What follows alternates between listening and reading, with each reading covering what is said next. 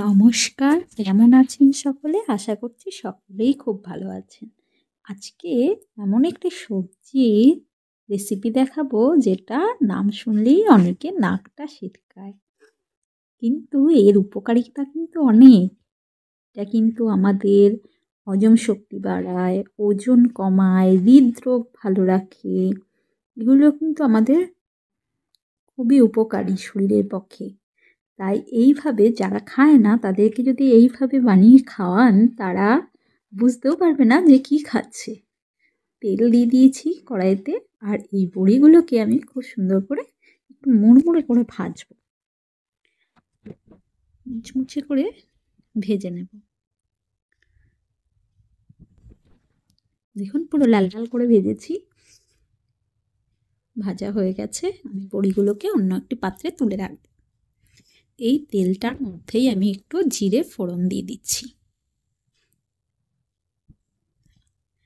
জিরেগুলো বেশ সুন্দর করে ভাজা হলে জিরের একটা ভাজা ভাজা গন্ধটা বের হবে, এবং তেজপাতা দিয়ে দেব। তেজপাতাটাকেও একটু ভেজে নেব। কিছু কিছু সবজি আছে, এবার কুচিয়ে রাখা মূলোটা এখানে অ্যাড করব।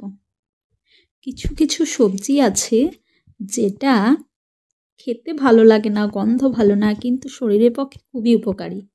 পটাশিয়াম প্রচুর থাকে মূলোতে, যেটা আমাদের উচ্চ রক্তচাপ কমাতে সাহায্য করে।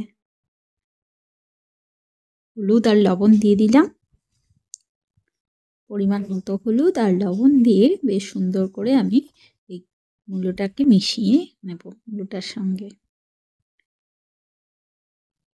দেখুন কালারটা কি সুন্দর হয়েছে। এবার মূলো থেকে কিছুটা জল ছেড়ে দিয়েছে।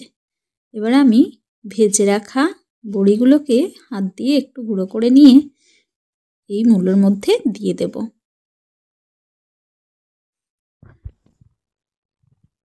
দিয়ে দিলাম বড়ি ভাজাগুলো, আর মূলোর সঙ্গে একটু নেড়ে নেব।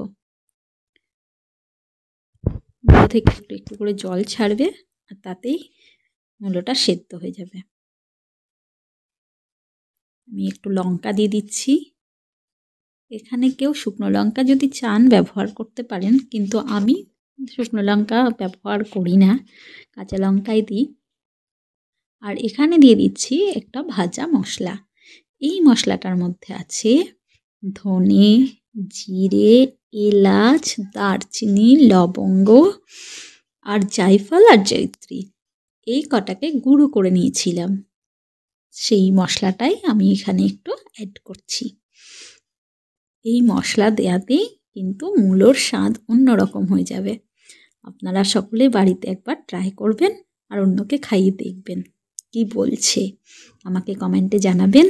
আমার রেসিপিটি যদি ভালো লেগে থাকে অবশ্যই কিন্তু একবার কমেন্টে জানিয়ে যাবেন।